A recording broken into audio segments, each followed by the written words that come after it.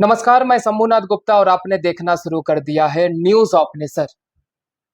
हमारे देश और समाज के कुछ ऐसे लोग हैं जो दिव्यांगों को अलग नजर से देखते हैं, उनको अलग रखते हैं और दिव्यांगों का हौसला टूटता है और खुद को कमजोर समझते हैं। आज हम बात करने जा रहे हैं बस्ती जनपद की कार्तिकेय सेवा समिति, जो एक अहम योगदान दे रहा है। अपने आप को भगवान समझकर दिव्यांगों की सेवा का कार्य बहुत ही धूमधाम से किया जा रहा है। यहाँ पर हम आपको लाइव तस्वीरें भी दिखाएंगे। हमारे साथ खास मेहमान आज जुड़ चुकी हैं, डॉक्टर पूर्णिमा जी। हम आखिर इसकी शुरुआत कैसे हुई, इनके अंदर ये जिज्ञासा कहाँ से उत्पन्न हुआ कि हमें दिव्यांगों की सेवा करनी चाहिए और उनको चुस्त दुरुस्त करके उनको घर सलामती से भेजना चाहिए। मैम, आपका बहुत बहुत स्वागत है हमारे न्यूज ऑफ नेशन में। आज जब मैं यहाँ पर आया और आपका जो ये अस्पताल चल रहा है एक तरीके का, वहां पर दिव्यांगों की सेवा की जा रही है और सही सलामत करके उनको घर भी भेजा जा रहा है। आखिर इसकी शुरुआत कैसे हुई और ये रुचि कहाँ से आई आपके अंदर, तमाम सारी चर्चाएं आज होंगी हमारे आपके बीच। मेरा बेटा सबसे पहले मैं चाहूंगा आप अपना परिचय दीजिए हमारे दर्शकों को। मैं पूर्णिमा तिवारी जी। डॉक्टर, मेरे हस्बैंड डॉक्टर के तिवारी बाल रोग विशेषज्ञ हैं।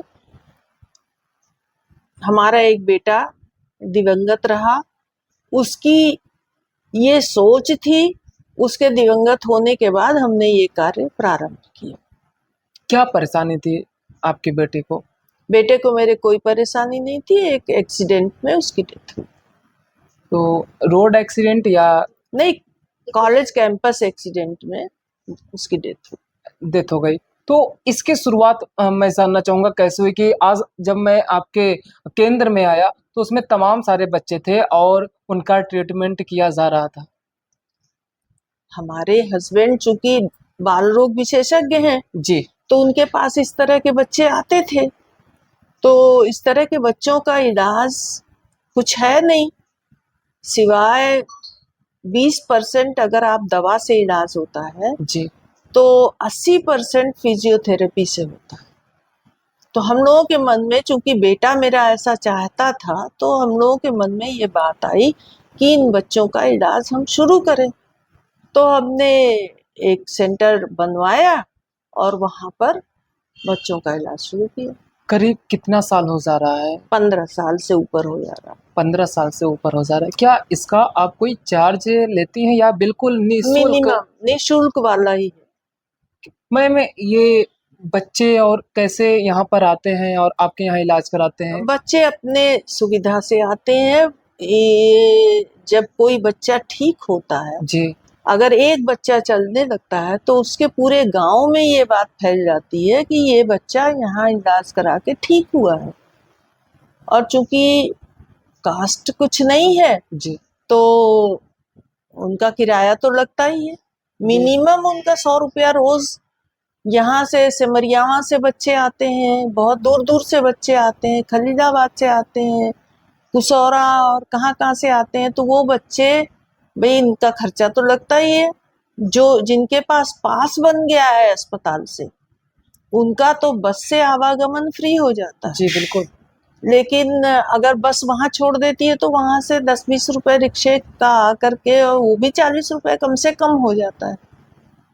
और जो अपने किराए से आते हैं, जिनका पास नहीं बना है, तो उनका तो पैसा 100 रुपए से कम नहीं खर्च होता है। जो इतनी दूर दूर से आते हैं, बस से, ऑटो से, कहीं से भी आते हैं, तो जब एक बच्चा ठीक होता है तो उसके गांव में ये बात अपने आप ही फैल जाती है। मैंने कहीं कोई प्रचार प्रसार नहीं किया है। आपके जैसे ही एक आध ये न्यूज़पेपर वाले लोग आए हैं जिन्होंने छापा था, और बाकी मैंने कोई प्रचार प्रसार नहीं किया, क्योंकि इससे ज्यादा हम संभाल भी नहीं सकते। तो इतने बच्चे जो ये आते हैं, ये आपस में एक दूसरे से जानकारी लेकर के कि हमारे बच्चे का गर्दन ही नहीं टिकता था, बहुत से बच्चे सर ही नहीं रोकते थे, ऐसे ऐसे ऐसे ऐसे लुढ़कता रहता था उनका सर, यूं पकड़े रहना पड़ता था। तो यही बहुत बड़ी बात है कि उनका सर रुकने लगा।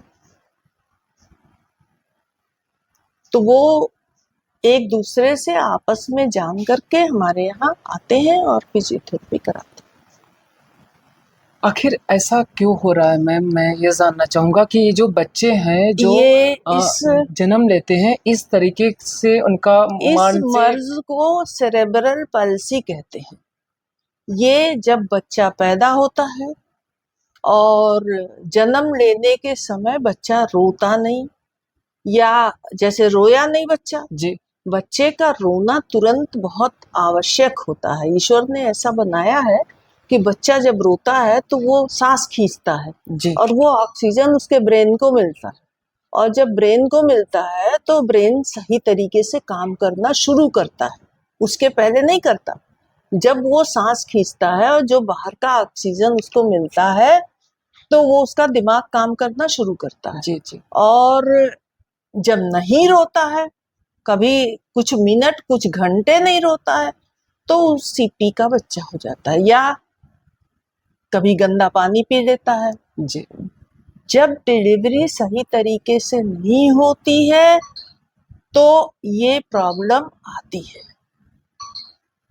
उसके बाद बच्चा विकलांग हो जाता है, कोई बोल नहीं पाता। इनमें से कोई भी बच्चे बोल नहीं पाते थे, आप लोगों ने बहुत अच्छे से नहीं देखा, इनमें से कोई बच्चा बोल नहीं पाता। बहुत कम बच्चे, 10-20% बच्चे बोल पाते हैं।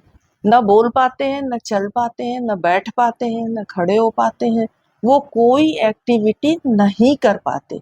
जब फिजियोथेरेपी होती है, धीरे धीरे उनका विकास होता है और वो किसी हद तक चलने लगते हैं, बैठने लगते हैं, उनकी गर्दन टिकने लगती है और वो कुछ हद तक ठीक हो जाते हैं। 100% नहीं होते, ये तो मैं नहीं कहूँगी। इतना भय दृष्टि वातावरण रहता है। मैंने खुद लाइव चीजें देखी।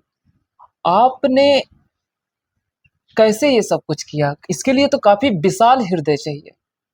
हाँ, बहुत लोग आए और जिन्होंने मुझसे कहा कि मुझे तो बड़ी घिन आ रही है, आप जी कैसे देख लेती हैं और कैसे इसको बर्दाश्त। मुझसे तो बहुत प्यार से, मुझे सारे बच्चे पहचानते हैं, मुझे सारे बच्चे हंस के मुझसे मिलते हैं और मुझे अच्छा लगता है इनके बीच। मुझे कोई घिन नहीं आती, मुझे प्यार आता है। मैंने देखा कुछ माँ बाप ऐसे भी होते हैं, जब उनके बच्चे विकलांग होते हैं वो ले जा करके अनाथ आश्रम में डाल देते हैं। अनाथ आश्रम में उन बच्चों को ले जा करके डाल देते हैं। उनसे नकारते हैं, उनको अलग रखते हैं, एक टाइप का वो कुछ लोग होते हैं, लेकिन अब समाज में थोड़ी जागरूकता आई है जब से। पहले ये तरीका किसी को पता नहीं था ना, अब जब से ये तरीका पता हुआ है कि हमारे बच्चे कुछ ठीक होंगे, तो इतनी ज्यादा इसकी कॉस्ट है कि 10-12 हजार कमाने वाले करा ही नहीं सकते। कितना कॉस्ट आता होगा इसमें? भाई 7,000 कम से कम लेता है एक फिजियोथेरेपी करने वाला सेंटर, जो भी है। मेरे यहाँ नहीं, जी जी और जो थेरेपी सेंटर है जी उनके यहाँ एक बच्चे का 7,000 कम से कम लेते हैं वो। और आप समझ लीजिए कि उनका जो किराया भाड़ा लगता है, तो वो सारा कुछ जोड़ करके 10-12 हजार 15 हजार कमाने वाला, उसके और भी 2-3 बच्चे हैं और परिवार है, तो वो कैसे करवा पाएगा? तो वो नहीं करवा पाता। और मेरे यहाँ चूंकि फ्री ऑफ कास्ट है, मिनिमम चार्ज है, तो इसलिए मेरे यहाँ करवाते हैं लोग। आपके यहाँ क्या चार्ज है? मेरे यहाँ 2000। 2000 है। यानी कोई भी बच्चा हो, किसी भी तरीके से हो, उसका मिनिमम चार्ज हाँ एक समान रखा गया है। हाँ, सबका एक समान है, चाहे बड़ा हो छोटा हो, बच्चा हो, कोई बहुत ज्यादा विकलांगता हो कम हो, सबका एक चार्ज है। आप 15 सालों से ये हाँ, बीड़ा 15 उठाए साल हैं से आप। ज्यादा ही। तो ऐसा आप तो कोई और रास्ता भी चुन सकती थी, आपने ये रास्ता क्यों चूंकि मेरे बेटे की भावना ऐसी थी, और यही नहीं, मैं और भी बहुत कुछ इसी तरह का करती हूँ। जैसे क्या करते हैं आप? जैसे मैं वृद्धाश्रम जाती हूँ। जी। वृद्धाश्रम जाती हूँ तो उनकी जो जरूरतें होती हैं, जैसे उनसे मैं बात करती हूँ, जी। पूछती हूँ, उनको नाश्ता वगैरह कराती हूँ, उनको कुछ पैसे भी देती हूँ। वो सारी तस्वीरें मेरे पास हैं। उनको कुछ पैसे इसलिए देती हूँ कि कोई इस बात को नहीं माइंड करता है कि वो किसी की आदत सुर्ती खाने की हो, किसी की कोई चीज की जी। जरूरत आदमी को वृद्धावस्था में काफी इच्छाएं प्रबल हो जाती हैं, तो वो कहाँ से करेंगी? जी। भाई सरकार आपको भोजन दे रही है, लेकिन सब कुछ तो नहीं देगी। तो उनकी ज़रूरतें हम पूछ करके वो काम करते हैं। जैसे उन्होंने कहा हमें नहाने में परेशानी होती है, तो हमने बाल्टी मग्गा सारे लोगों को ले जा करके एक-एक दिया। सबकी फ़ोटो है मेरे पास। जी। और उन्होंने कहा कि हम अंधेरे में बाथरूम जाते हैं, तो मैंने सबको एक-एक टॉर्च दे दिया। उन्होंने कहा कि सोने में बिस्तर चुभता है, तो हमने एक-एक गद्दा सबको दे दिया। जाड़े में टोपी है, शॉल है, ये दे देते हैं। अपनी अपनी मर्जी से करते हैं। हमारी जी। वहाँ अच्छी खासी पहचान हो गई है। दूसरा काम मैं ये करती हूँ कि आपस में अपने परिवार के लोगों में जो कपड़े अच्छे रहते हैं, ठीक-ठाक है, साड़ी है, सूट है वगैरह, वो जब गाँव में कुछ दिक्कत आती है तो मैं लेके जाती हूँ। अनाज, बोरे का अनाज ले लेती हूँ, नमक ले लेती हूँ, इस तरह की और भी जो भी चीज़ें हैं, आलू है, वो ले लेती हूँ। और वो अपनी पसंद से कपड़े उसमें से छाँट के ले लेते हैं, और अनाज मैं देती हूँ, जो उसके साथ सामान है मैं एक-एक करके सबको देती हूँ।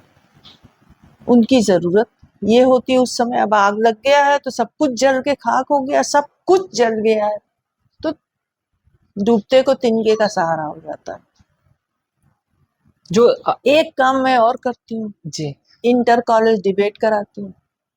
एवरी ईयर अक्टूबर में, चूंकि उसकी डेथ अक्टूबर में हुई थी, आप तो अपने बेटे की बात कर रहे हैं? हाँ, तो अक्टूबर के हर साल अक्टूबर में मैं इंटर कॉलेज डिबेट कराती हूँ। एक टॉपिक रखती हूँ जिसपे बच्चों के स्कूलों में वो कर देती हूँ। वो बच्चे अपना तैयार करके आते हैं, उनको फर्स्ट प्राइज जैसे है 12,000, फिर 6,000, फिर थर्ड प्राइज करके, और फिर सारे स्टूडेंट को कोई न कोई अच्छी, कभी अब्दुल कलाम की बुक है, कभी डिक्शनरी है, कभी कुछ है, सारे बच्चों को ये मैं वितरण करती हूँ।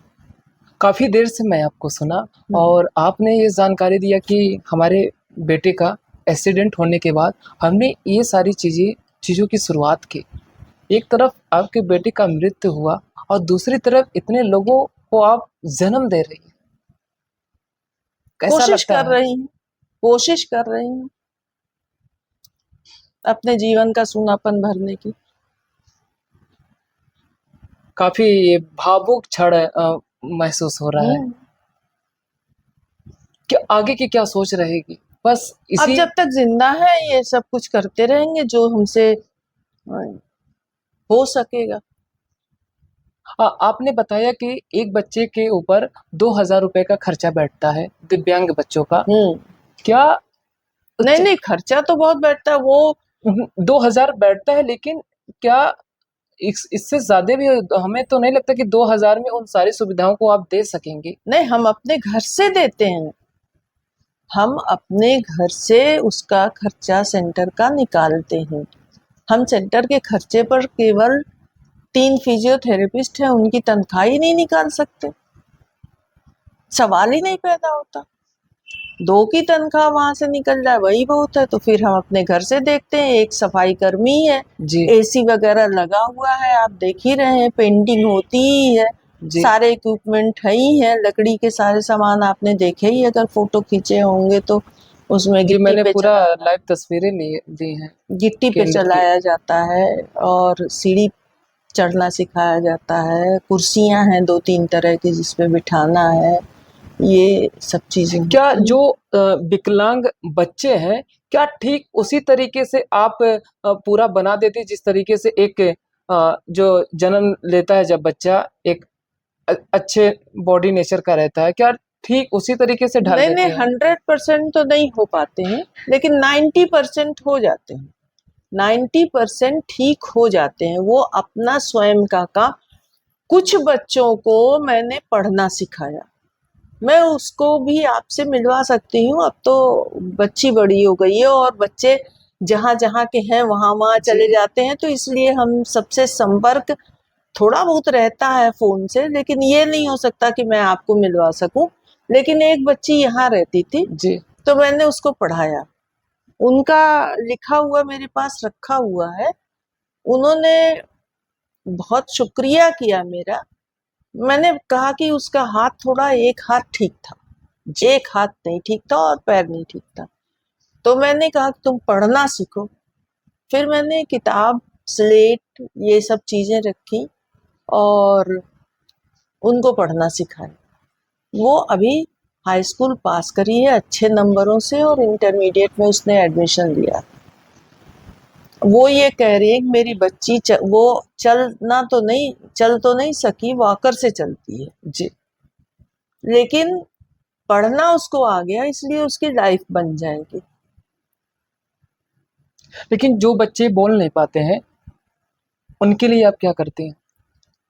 अब पहले स्पीच थेरेपी कराते थे, पर उसकी कोई करने को तैयार नहीं है, बहुत कास्ट है, तो लोग करा नहीं पाते, तो इसलिए मुश्किल हो जाती है। स्पीच थेरेपी उसकी होती है, जिसको कराना हो वो करा ले।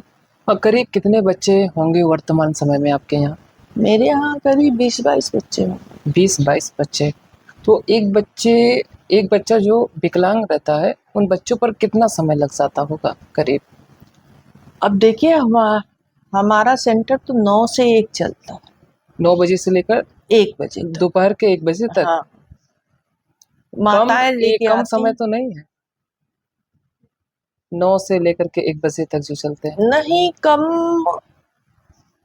देखिए, आधा काम तो फिजियोथेरेपिस्ट करते हैं जी, जी। और आधा काम माँओं को सिखाया जाता है जी। कि आप करिए। जैसे पैरेलल बार है। यानी उनके साथ माँ भी रहती हैं, बच्चों के भाई साथ? बच्चा कैसे आएगा, माँ ही लेके आती है जनरली। तो भाई फादर उसके तो कहीं जॉब करते हैं, नौकरी करते हैं, नहीं करेंगे तो कराएंगे कैसे? तो फादर तो जॉब करते हैं, लेकिन माएँ आती हैं, तो माँओं को जैसे वहां एक बना हुआ है, उसमें छोटी छोटी गिट्टी पड़ी हुई है, तो जी। जैसे माँ को बता दिया, उसमें बच्चे को चलवाए, तो उससे क्या होता है, पैर में सेंसेशन आता है। पैर जी। में जान नहीं है तो चुप थोड़ा वो होता है, तो उससे सेंसेशन। पैरेलल बार है, बीच में ऐसे बना हुआ है, जिन बच्चों के पैर ऐसे कैंची फेंकते हैं, जी, जी। उन बच्चों को पैरेलल बार में चलाया जाता है, वो उनका पैर अलग हो जाता है। फिर सीढ़ी पे चढ़ाना, उस पे सरकाना, कुर्सियों पे बिठाना, और फिर थोड़ा बहुत चटाई पे बिठा के कुछ करना उनको सिखाया जाता है, वो खड़ा करना सिखाया जाता है। तो इससे बच्चे आधा फिजियोथेरेपिस्ट करते हैं जी। और कुछ माएँ करती हैं, इसमें इतना टाइम लग जाता है। क्या ऐसी भी व्यवस्था है जिन माँओं के पास समय ना हो, वो ला करके यहाँ पर सौंप दें और उनका नहीं, सुचारू रूप से सारे कार्य हों? ऐसा कैसे हो सकता है? अगर मैं एक अकेली हूँ, 20 बच्चों को कैसे संभालूंगी? पैसे भी नहीं लगेंगे, और अगर हर बच्चे पे एक आया रखूंगी तो आया कहाँ से पैसे लेगी? और कोई यानी आया, माँ रहती है तो फिजियोथेरेपी के साथ जो बच्चों को भी माँओं को भी आराम मिल जाता है, उनके साथ-साथ सेवा सेवा करते हैं। नहीं, आराम क्या मिल जाता है, माँओं को कष्ट ही होता है। माँओं को कैसे आराम मिल जाएगा? कुछ करना पड़ता है, करते रहना पड़ता है कुछ ना कुछ, जितनी देर यहाँ रहती है। नहीं नहीं, जो जो ये समझती हैं कि हमने सीख लिया घर पे, उनके बच्चे ऐसे ही रह जाते हैं। फिर जो छोटे पे लेके आई थी, फिर बड़ा हो जाता है तो लेके आती हैं, फिर हम लोग बेबस होते हैं, नहीं कर सकते। पर छोटे-छोटे मैंने बच्चों को देखा, उनको उस उम्र में खेलने की भी बहुत सारी ख्वाहिशें होती। क्या वो सब सुविधा आपके यहाँ उपलब्ध है? हाँ, मेरे यहाँ खिलौने हैं, लेकिन जब उनके हाथ पैर ही नहीं सही है तो वो खेलेंगे क्या? हाँ, घोड़ा, साइकिल और ये सब चीजें हैं जिसपे थोड़ा बैठ के चला के खुश होते हैं। खिलौने भी हैं, जी। कुछ बच्चे जिनके हाथ ठीक हैं वो खेलते हैं, बाकी तो ऐसे ही है। पानी की सुविधा है, किसी को जरूरत पड़ती है तो दूध भी घर से देती हूँ, खाना भी देती हूँ, अगर जैसी उनकी जरूरत हो। कुछ माँ बाप ऐसे भी हैं हम्म। जो दिव्यांगों को देखकर नकारते हैं, उनको क्या आप संदेश देना चाहेंगे ऐसे माँ और पिता को? अब हम उनको यही संदेश देना चाहेंगे कि उनको संभालिए, उनको इस लायक बनाइए कि वो अपने काम कम से कम अपनी दैनिक क्रिया, दैनिक जरूरतें, 2 रोटी खा सकें, अपने नहा सकें, इतना तो कर सकें, इस लायक तो बना दीजिए। आपकी थोड़ी मेहनत जो है, थोड़ी लगन जो है, उन बच्चों को जीने के लायक बना देगी। ठीक है मैम, आपने बहुत अच्छी जानकारी दिया हमारे दर्शकों को। तो दर्शकों, आज आपने देखा हमारे साथ खास मेहमान डॉक्टर पूर्णिमा जी हमारे साथ मौजूद रही, जो एक अहम क्षेत्र में एक अहम योगदान दे रही है। सबसे बड़ा सराहनीय कार्य है पूरे बस्ती जनपद वासियों को और पूरे देशवासियों को आज इस माध्यम से सीख लेनी चाहिए, क्योंकि हमारे देश में और हमारे समाज में ऐसे कई लोग हैं जो दिव्यांग को क्षोभ मानते हैं, उनको नकारते हैं, उनको अपने से दूर रखते हैं और जिससे दिव्यांग अपने आप को कमजोर समझता है। लेकिन आज बस्ती जनपद में एक इतिहास ऐसा रचा गया है जिससे आज आप कुछ सीख पाएंगे। कार्तिकेय सेवा समिति बाल विकास केंद्र बस्ती। हमारी मुलाकात आपसे फिर होगी। हमारे हर खबर का अंत ही नए खबर का आरंभ है। मैं शंभुनाथ गुप्ता इसी के साथ विदा ले रहा हूं। नमस्कार, जय हिंद, जय भारत।